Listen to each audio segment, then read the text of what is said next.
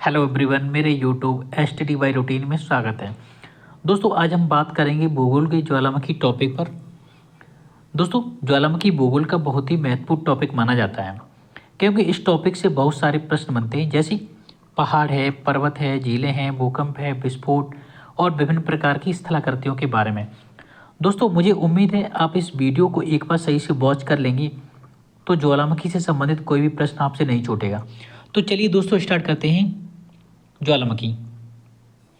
दोस्तों, ये जो हम स्क्रीन पर देख रहे हैं, ज्वालामुखी का एकदम लाइव और मतलब जीवित इमेज है इसकी। ठीक है, इससे हम अंदाज़ा लगा सकते हैं आराम से। दोस्तों, ज्वालामुखी में हम पढ़ेंगे कि सबसे पहले ज्वालामुखी क्या है। ठीक है, ज्वालामुखी क्या है इसमें पढ़ेंगे, ज्वालामुखी और ज्वालामुखीयता। ठीक, अगला पदार्थ, इसमें कौन कौन से पदार्थ निकलते हैं, तो ठोस पदार्थ निकलते हैं, गैस पदार्थ निकलते हैं और द्रव निकलते हैं। ठीक है, ठोस, द्रव और गैस। अगला है इसके क्या कौन से अंग हैं, इसके कितने प्रकार हैं। ठीक है, और स्थलाकृतियाँ में आंतरिक स्थलाकृतियाँ, जैसे ये सरफेस है पृथ्वी, इसके अंदर होती है जो आंतरिक स्थलाकृतियाँ कौन सी बनती हैं। ठीक है, और बाहर जो ऊपर बनती हैं वो बाह्य स्थलाकृतियाँ होती हैं। ठीक है, अगला है वैश्विक वितरण, ये कहाँ पाए जाते हैं। ठीक है, ज्वालामुखी सबसे ज़्यादा कहाँ पाए जाते हैं, कहाँ इनका उद्गार होता है। दोस्तों, अब हम देखते हैं ज्वालामुखी क्या है। दोस्तों, भूपृष्ठ के आंतरिक भाग से दरार या छिद्र द्वारा पदार्थों की ऊपरी सतह पर प्रकट होना ज्वालामुखी घटना कहलाती है। ठीक है, हम आसान भाषा में समझ सकते हैं। ठीक है दोस्तों, इसमें दो चीज़ होती हैं, एक दूसरा कौन सा है, ज्वालामुखीयता, वोल्केनिज्म। ठीक है दोस्तों, ज्वालामुखी घटना की समस्त प्रक्रिया, जैसे विखंडित पदार्थों का निष्कासन, मैग्मा का ठंडा होकर ठोस होना आदि सभी प्रक्रिया इसमें शामिल होती हैं ज्वालामुखीयता में। ठीक है दोस्तों, भूपृष्ठ के आंतरिक भाग, ये भूपृष्ठ है। ठीक है, ये पृथ्वी का आंतरिक भाग है। ठीक है, इसमें क्या है, इससे दरार या छिद्र, यहाँ पे क्या होता है, मैग्मा चैम्बर है, इससे मैग्मा बनता है, यहाँ पे मैग्मा बनता है। ठीक है, और इससे जब दरार या छिद्र के रूप में जब पदार्थ का बाहर निकलता है इस तरह, इस कंडीशन में। ठीक है, तो इस निकलनी हुई घटना को ज्वालामुखी कहते हैं। ठीक है, दूसरी बात आती है ज्वालामुखीयता। तो ज्वालामुखीयता में क्या होता है कि ज्वालामुखी की समस्त घटना, समस्त प्रक्रिया, जैसे कि विखंडित पदार्थ ये निकल रहा है, विखंडित पदार्थों का निष्कासन, मैग्मा का ठंडा होकर ठोस हो जाना आदि सम्मिलित होता है किसमें, ज्वालामुखीयता में। और ज्वालामुखी में यही होता है कि सरफेस के अंदर से ज्वालामुखी नली के द्वारा पदार्थ का ऊपर निकलना, उसे ज्वालामुखी कहते हैं। ठीक है, और मैग्मा जब ठंडा हो जाता है और इस सब प्रक्रिया को मिला के संगठित किया जाए तो उसे कहते हैं ज्वालामुखीयता। दोस्तों, अब देखिए ज्वालामुखी अवधि के आधार पर ज्वालामुखी के प्रकार। ठीक है दोस्तों, इसमें है सक्रिय ज्वालामुखी, प्रसुप्त ज्वालामुखी और मृत ज्वालामुखी। दोस्तों, अब हम देखेंगे सक्रिय ज्वालामुखी। सक्रिय ज्वालामुखी क्या होता है दोस्तों, ऐसा ज्वालामुखी जो पहले कभी हुआ होगा, भूतकाल में कभी हुआ है। ठीक है, और वर्तमान में भी हो रहा है और भविष्य में होने की इसकी पूरी उम्मीद है, उसे हम कहते हैं सक्रिय ज्वालामुखी। कौन सा, पहले हुआ हो, आज भी हो रहा है और भविष्य में होने की पूरी संभावना है, उसे हम कहते हैं सक्रिय ज्वालामुखी। दूसरा प्रसुप्त ज्वालामुखी, ये वर्तमान में। दोस्तों, प्रसुप्त ज्वालामुखी में पहले तो हुआ था लेकिन आज अभी नहीं हो रहा, लेकिन भविष्य में होने की पूरे चांस हैं, उसे कहते हैं प्रसुप्त ज्वालामुखी। कौन सा प्रसुप्त ज्वालामुखी, भूतकाल में हुआ है, अभी नहीं हो रहा, लेकिन भविष्य में होने की पूरी उम्मीद है। ठीक है, उसी पे कहते हैं हम प्रसुप्त ज्वालामुखी। अब है मृत या विलुप्त ज्वालामुखी, जो भूतकाल में तो हुआ है लेकिन अभी नहीं हो रहा और भविष्य में ना होने की पूरी संभावना है, उसे हम कहते हैं मृत ज्वालामुखी या विलुप्त ज्वालामुखी। दोस्तों, देखेंगे सक्रिय ज्वालामुखी वे ज्वालामुखी जिनसे निरंतर विखंडित पदार्थ उत्सर्जित होता रहता है, सक्रिय ज्वालामुखी कहलाता है। जैसे स्त्रम्बोली कहाँ पे है ये? स्त्रम्बोली ज्वालामुखी इटली के लिपारी द्वीप पर, ठीक है। कोटोपैक्सी ये इक्वेडर में है, अफ्रीका में। मोनोलोआ ज्वालामुखी कहाँ पे है ये हवाई द्वीप में है, यूएसए। किलायू ज्वालामुखी दोस्तों ये हवाई द्वीप में, ये भी ठीक है। ये विश्व का सबसे सक्रिय ज्वालामुखी है। कौन सा? किलायू। विश्व का सबसे सक्रिय ज्वालामुखी है किलायू। कहाँ पे ये? विश्व का सबसे सक्रिय ज्वाला कहाँ पे? होनोलुलु हवाई द्वीप में, ठीक है। माउंट एरिबस दोस्तों ये कहाँ पे? माउंट एरिबस ये अंटार्कटिका में है, ठीक है। विश्व का सबसे दक्षिणतम सक्रिय ज्वालामुखी, विश्व का सबसे दक्षिणतम सक्रिय ज्वालामुखी माउंट एरिबस कहाँ पे? ये अंटार्कटिका में, ठीक है। दोस्तों बैरन द्वीप, दोस्तों ये बैरन द्वीप अंडमान निकोबार द्वीप समूह ये भारत का एकमात्र सक्रिय ज्वालामुखी है। कहाँ पे? ये अंडमान निकोबार द्वीप समूह में, ठीक है। दोस्तों अगला है प्रसुप्त ज्वालामुखी, ठीक है। प्रसुप्त ज्वालामुखी क्या होता है? वे ज्वालामुखी जो भूतकाल में तो सक्रिय थे लेकिन वर्तमान में इनसे ज्वालामुखी उद्गार नहीं हो रहा, लेकिन समय समय पर इनसे अचानक गैस का रिसाव, कंपन या आसपास के मौसम में वृद्धि देखी जाती है। उसे हम कहते हैं प्रसुप्त ज्वालामुखी, जो भूतकाल में तो हुआ है लेकिन वर्तमान में अभी नहीं हो रहा, ठीक है, लेकिन भविष्य में होने की पूरी चांस है। उसे हम कहते हैं प्रसुप्त ज्वालामुखी। प्रसुप्त ज्वालामुखी के उदाहरण देखते हैं कौन कौन से? विसुवियस, ठीक है। विसुवियस कहाँ पे? ये इटली की सिसिली द्वीप पर है। नारकोंडम ज्वालामुखी अंडमान निकोबार द्वीप समूह भारत का एकमात्र प्रसुप्त ज्वालामुखी। कौन सा? नारकोंडम, भारत का एकमात्र प्रसुप्त ज्वालामुखी। माउंट फ्यूजियामा दोस्तों ये जापान का है, ये जापान का सबसे ऊंची चोटी भी है, ठीक है। जापान की सबसे ऊंची चोटी भी है माउंट फ्यूजियामा, ठीक है। और माउंट मियोना कहाँ पे है? ये माउंट मियोना फिलीपींस में है, ठीक है।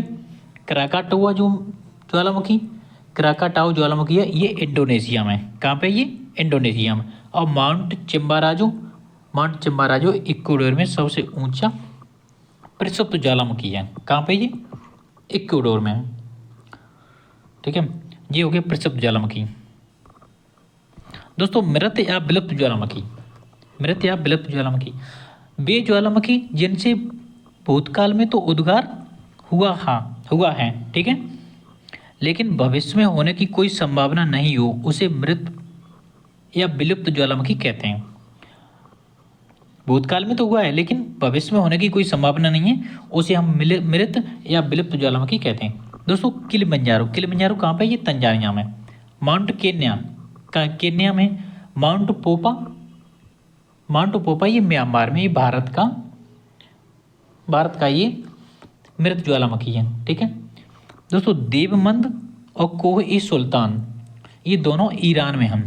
कहाँ पे हैं? ईरान में, ठीक है। दोस्तों अब हम देखेंगे ज्वालामुखी से निकलने वाले पदार्थ। दोस्तों ज्वालामुखी से निकलने वाले कौन कौन से पदार्थ हैं? दोस्तों ज्वालामुखी से निकलने पदार्थ, सबसे पहले देखते हैं ठोस पदार्थ, ठीक है। दोस्तों ठोस पदार्थ में क्या होता है? ज्वालामुखी बम। दोस्तों ज्वालामुखी बम क्या होते हैं? ये फुटबॉल के आकार की चट्टानों के टुकड़े होते हैं, जैसे हम एक इमेज में देखते हैं। दोस्तों ये जो हम लाल कलर के छोटे छोटे टुकड़े देखते हैं, जो बड़े वाले, ठीक है, इन्हें हम बोलते हैं ज्वालामुखी बम। जो बड़े टुकड़े हमें दिख रहे हैं ये, इनको हम बोलते हैं ज्वालामुखी बम, ठीक है। अगला है लेपिली और स्कोरिया। दोस्तों ये दोनों चना मटर के आकार के चट्टानों के टुकड़े होते हैं, ठीक है।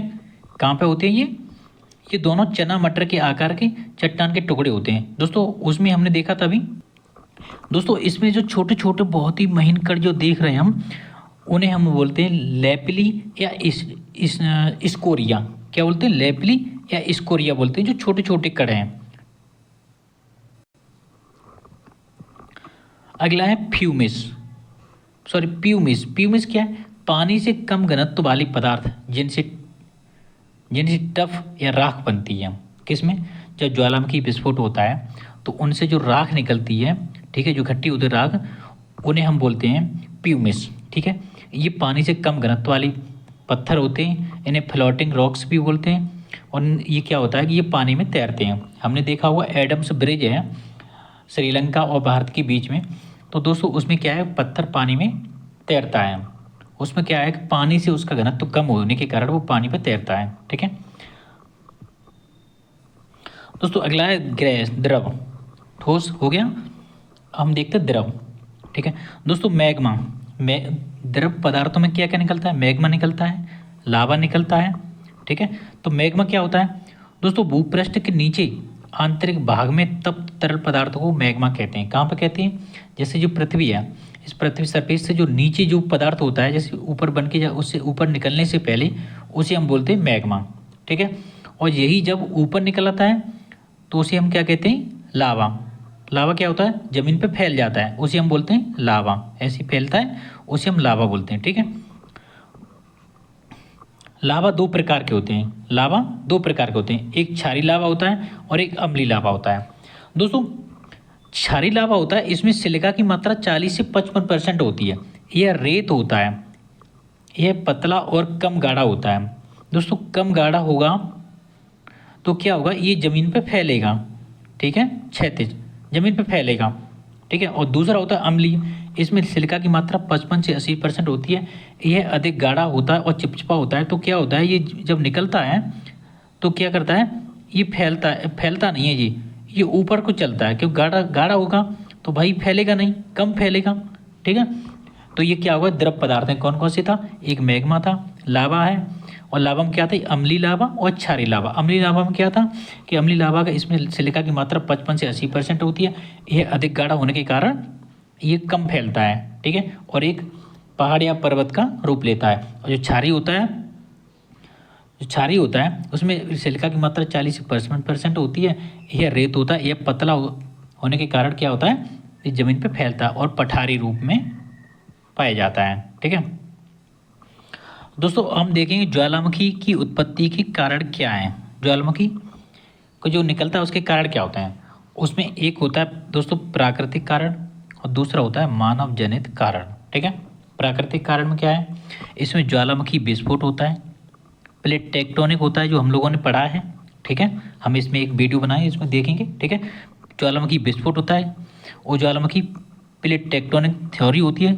ठीक है, उसमें हम पढ़ेंगे, तो उसमें हमें पता चलेगा कि ज्वालामुखी के कारण ज्वालामुखी कैसे बनते हैं। ठीक है, भूस्खलन से भी ज्वालामुखी के कारण बनते हैं। ठीक है, उल्कापात के कारण और भू संतुलन सिद्धांत। ठीक है, ये क्या है, ये हैं दोस्तों प्राकृतिक कारण। हम देखिए मानव जनित में क्या होता है कि जैसे नाम से पता है कि जो बड़ी बड़ी बांध बनाए जाते हैं उनसे भूकंप आता है। होता क्या है कि जैसे पानी होता है तो पानी का दबाव के कारण उसमें कंपन पैदा होता है, उसे हम भूकंप बोलते हैं। ठीक है, तो उससे भी मानव जनित कारण में आ जाता है ज्वालामुखी। ठीक है, खनन सिद्धांत, बड़ी बड़ी माइनिंग होते हैं जहाँ पे खनन क्षेत्र होते हैं, खनन निकलने से भी ज्वालामुखी के कारण बनते हैं। ठीक है, परमाणु विस्फोट। ठीक है, तो ये हमारे ज्वालामुखी की उत्पत्ति के कारण कौन कौन से थे, एक प्राकृतिक कारण थे और दूसरा मानव जनित। प्राकृतिक कारण में देखा ज्वालामुखी विस्फोट, प्लेट टेक्टोनिक और भूस्खलन और उल्कापात के कारण और भू संतुलन सिद्धांत। ठीक है, और मानव जनित में बांध प्रेरित भूकंप, खनन सिद्धांत और परमाणु सिद्धांत। दोस्तों ज्वालामुखी का वैश्विक वितरण, ज्वालामुखी कहाँ कहाँ पाए जाते हैं। ठीक है दोस्तों, ज्वालामुखी में वैश्विक वितरण में सबसे पहले हम देखें प्रशांत महासागरीय पेटी, इसे रिंग ऑफ फायर बोलते हैं, इसे बोलते हैं रिंग ऑफ फायर, प्रशांत महासागरीय पेटी। दोस्तों यह पेटी ज्वालामुखी की सबसे महत्वपूर्ण पेटी है। इसमें लगभग तटों पर बड़ी संख्या में ज्वालामुखी पाए जाते हैं। सक्रिय ज्वालामुखी का एक विस्तृत पेटी है, इसे परिप्रशांत भी बोलते हैं। ठीक है, मध्य महाद्वीपीय पेटी, ये यूरोप और एशिया में पाई जाती है, फैली हुई है। ठीक है, ये आल्प्स पर्वत, कॉकेसस पर्वत और अर्मीनिया और ईरान, बलूचिस्तान इन और हिंदुकुश और हिमालय से होते हुए इंडोनेशिया तक इस पेटी का विस्तार पाया जाता है। ठीक है, कौन सी का, मध्य महाद्वीपीय पेटी, यूरोप और एशिया में पाई जाती है। ठीक है, तीसरी है great African valley, African rift valley. दोस्तों अफ्रीकन वैली ये अफ्रीका के पूर्वी भाग में टंगानिका झील से नदी, टंगानिका झील है, उस नदी के डेल्टा तक फैली हुई है। क्या, ग्रेट अफ्रीकन वैली। ठीक है, इसमें टंगानिका झील, मालवी झील, एडवर्ड झील और एल्बर्ट झील, कीबू झील, नील नदी, छोटी नील नदी घाटियाँ पाई जाती हैं। वहाँ पे ये ग्रेट अफ्रीकन रिफ्ट वैली पाई जाती है, ठीक है, शामिल है इस क्षेत्र में, ठीक है। अगला है अन्य क्षेत्र। दोस्तों अन्य क्षेत्र में अन्य क्षेत्र में क्या है, कोमोरन और मॉरिशस और रियूनियन, ठीक है, यूनियन क्षेत्र में पाया जाता है ये अन्य क्षेत्र, ठीक है। दोस्तों ज्वालामुखी से लाभ और हानि क्या है, हमें क्या इनसे लाभ और हानि है ज्वालामुखी से, ठीक है। तो पहले हम देखते हैं लाभ, ठीक है, पहले देखते हैं लाभ। दोस्तों भूगर्भ की स्थिति का ज्ञान पता चलता है हमें ज्ञान क्या पता चलता है, इसमें भूगर्भ में क्या क्या स्थिति है, भूगर्भ की स्थिति क्या है, इसमें क्या पाए जाते हैं, सोना चांदी खनिज वगैरह क्या पाए जाते हैं, उसका ज्ञान मिलता है हमें किससे, ज्वालामुखी से। लावा से काली मिट्टी जो पैदा होती है, काली मिट्टी जो लावा से निकलती है वो हमारे कपास के लिए बहुत महत्वपूर्ण मानी जाती है, ठीक है। कीमती धातु जैसे सोना और चांदी, उनका हमें पता चल जाता है, ठीक है, प्राप्त होते हैं। गर्म जल स्रोत जो चर्म, हमारे कुछ क्षेत्र ऐसे होते हैं कि जहाँ पे जी ज्वालामुखी जहाँ निकलता है वहाँ पे जो गर्म जल के स्रोत निकलते हैं, उससे क्या होता है, मानव की चमड़ी होती है उसके लिए बहुत ही लाभदायक होती है, ठीक है, और पर्वत बनते हैं और पठार बनते हैं और झीलें बनती हैं। ये तो हो गए मेरे लाभ किससे, ज्वालामुखी से। अब देखेंगे हानि क्या होती है। दोस्तों विस्फोटक में जन धन की बहुत बड़ी हानि होती है। उद्गार से भूकंप आते हैं, ठीक है, ये बहुत नुकसान होता है, इससे सैकड़ों किलोमीटर की कृषि हानि हो जाती है, हजारों किलोमीटर की। उसमें क्या होता है कि जो ज़मीन होती है उसको बहुत बड़ी हानि होती है। जहरीली गैसों का रिसाव होता है। तेज विस्फोट से द्वीपों का नष्ट हो जाना, पूरे जो द्वीप होते हैं वो पानी में, समुद्र में डूब जाते हैं जब ज्वालामुखी विस्फोट होता है तब। तो दोस्तों ज्वालामुखी से लाभ और हानि थी हम लोगों ने देखी। दोस्तों इसमें हम देखते हैं कि ज्वालामुखी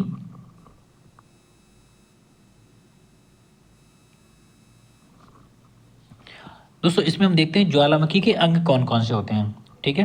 दोस्तों ये जो हम देख पा रहे हैं ये क्या है, ये है ज्वालामुखी नली, ठीक है, क्या है ये, ज्वालामुखी नली बोलते हैं इसको, ठीक है। ये जो देख रहे हैं हम इसको बोलते हैं ज्वालामुखी मैग्मा चैम्बर, ठीक है, ज्वालामुखी मैग्मा चैम्बर बोलते हैं इसको, ठीक है। उसके बाद ये जो शंख को आकार बोलते हैं इसे होते हैं ज्वालामुखी शंकु, ठीक है, जो शंकु के आकार की है उसे हम बोलते हैं ज्वालामुखी शंकु, ठीक है। दोस्तों ये जो है ना, ये बोलते हैं ज्वालामुखी मुख, जैसे ज्वालामुखी निकलता है, ठीक है। दोस्तों इम्पोर्टेंट ये एक चीज़ है, ये जो यहाँ पे जो कंडीशन दोनों तरफ बन रही इसे बोलते हैं क्रेटर, ठीक है। ये क्वेश्चन कई बार पूछा जा गया है, ठीक है, इसको बोलते हैं क्रेटर, ठीक है। कटोरा के आकार की, इसे कटोरा के आकार भी बोलते हैं, कटोरा के आकार की इसे बोलते हैं क्रेटर, ठीक है। दोस्तों हम लोगों ने आज ज्वालामुखी का पूरा टॉपिक देखा। दोस्तों अगर इसमें कुछ कमी हो तो उनको थोड़ा सुधारने की कोशिश करिए और हमें कमेंट करिए, और वीडियो अच्छी लगी हो तो लाइक और सब्सक्राइब जरूर कर दीजिए। थैंक यू दोस्तों, जय हिंद, जय भारत।